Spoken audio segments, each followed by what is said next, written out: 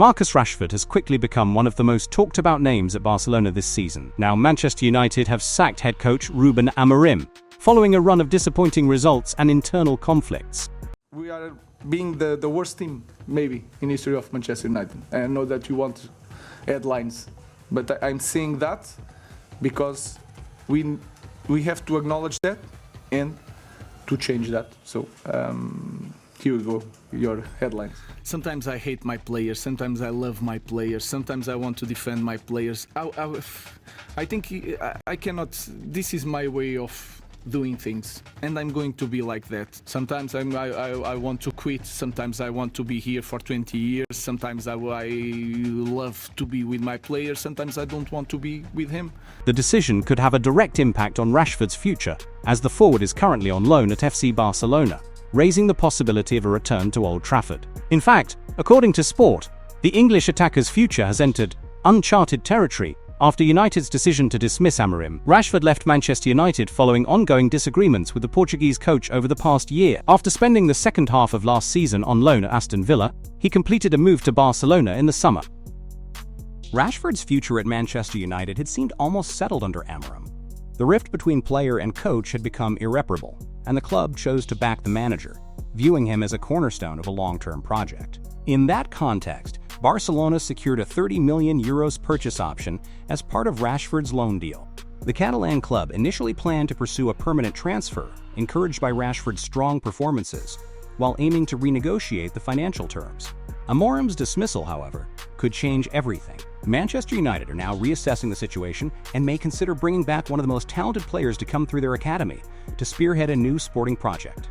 Rashford made an immediate impact in the first half of the season, even without being a guaranteed starter in every match.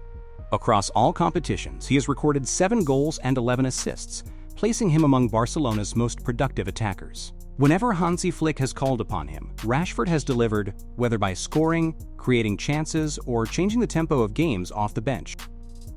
Despite his clear contribution, Rashford's long-term future at the club remains uncertain. According to AS, Barcelona are not yet fully convinced about exercising the €30 million purchase option included in the deal. The hesitation is not solely related to his offensive output, but rather to a broader tactical assessment. Internally, one of the main concerns is Rashford's defensive work rate when Barcelona play with a high defensive line, as his pressing in the attacking third does not always meet Flick's tactical demands.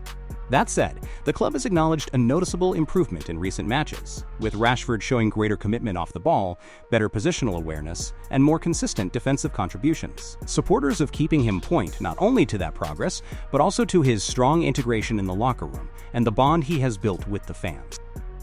From a financial standpoint, many within the club view €30 million as a fair price for a player with top-level experience. As things stand, no final decision has been made. Barcelona continue to carefully evaluate all factors before determining Rashford's future. Recent performances, including in the latest derby, have strengthened his case but do not guarantee his permanence. In Spain, however, it is argued that Barcelona's strategy remains clear: to sign Rashford permanently, provided the conditions are favorable. This could involve a reduced transfer fee or even an extension of the loan, options that Manchester United, given the new context, are likely to reject. Before this turnaround, Rashford had made his desire to stay at Barcelona clear, putting in maximum effort to ensure his continuity. However, the situation in Manchester has also changed. The dismissal of Ruben Amorim could completely alter the context. Former Manchester United midfielder Owen Hargreaves shared his opinion on Marcus Rashford's future, making it clear that he would like to see the forward return to Old Trafford once his loan at Barcelona ends. Hargreaves addressed Rashford's case while analyzing United's overall situation. Speaking about his expectations for the player, he said, "I hope Marcus comes back because he is a special player. I don't know what happened between Marcus and Ruben, but you can't deny his talent. I don't think Marcus should have been in a position where he had to carry all the weight alone. In our team, he would have been 3rd or 4th in the hierarchy, so he wouldn't have had to take on all the responsibility, because much of it would have been lifted off his shoulders." It remains to be seen whether Amorim's departure will be enough to change his perspective and reopen the door for a return to Old Trafford. Lionel Messi gave a rare interview to Luzu TV in which he set football aside to talk about his personal life. In an honest and intimate tone, the Barcelona icon revealed habits, emotions, and personality traits largely unknown to the public, surprising many by showing a more human side. far from the spotlight he usually avoids. I have my share of being weirder too. I really like being alone, I enjoy being alone. Sometimes the chaos of the house with the 3 kids running around everywhere ends up overwhelming me, and I like a moment of solitude. He also described how structure plays a key role in his daily routine.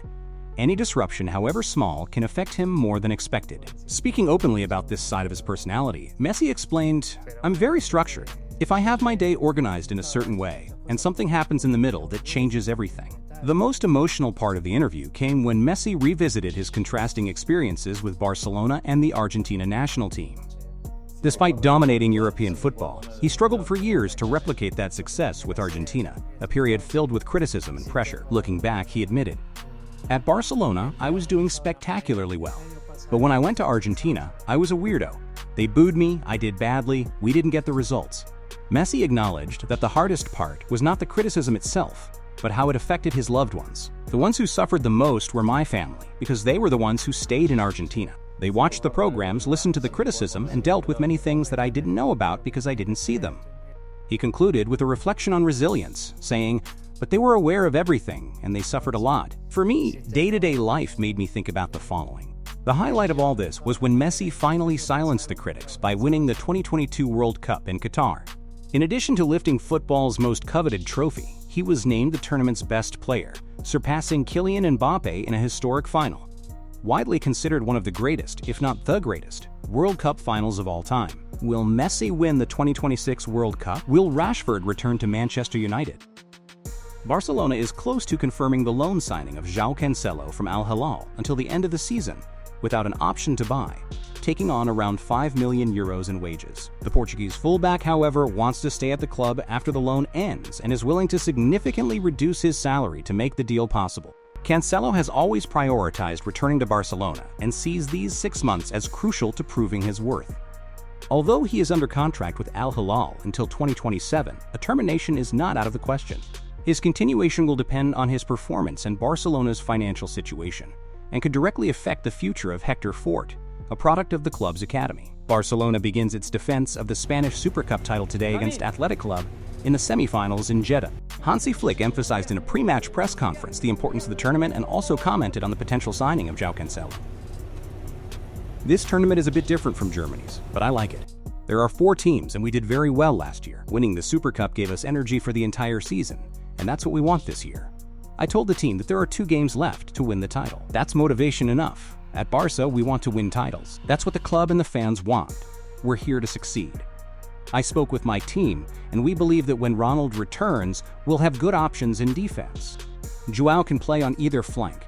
Nothing is final yet, but I'd be happy if it works out. We talked about signing a center back, but this is a good option for these 6 months." Over the last 2 years, we've faced a situation where we need to be smart when signing players. We can't spend billions, our players are progressing, our youngsters are developing, and we have faith in them.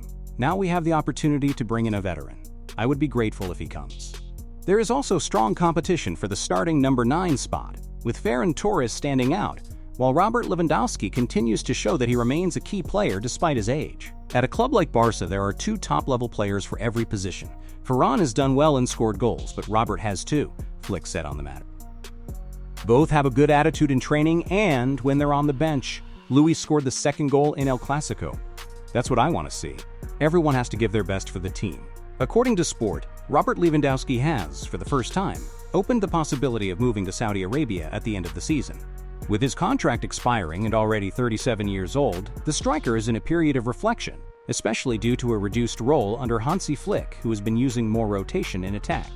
Although he has always rejected Saudi offers, uncertainty about his future at Barcelona and a lack of guaranteed starting time have made him more receptive to interest from clubs like Al Hilal. For now, Lewandowski remains focused on finishing the season at Barca while waiting for the club to decide on a possible renewal. Do you think this is a good time for Lewandowski to leave Barcelona?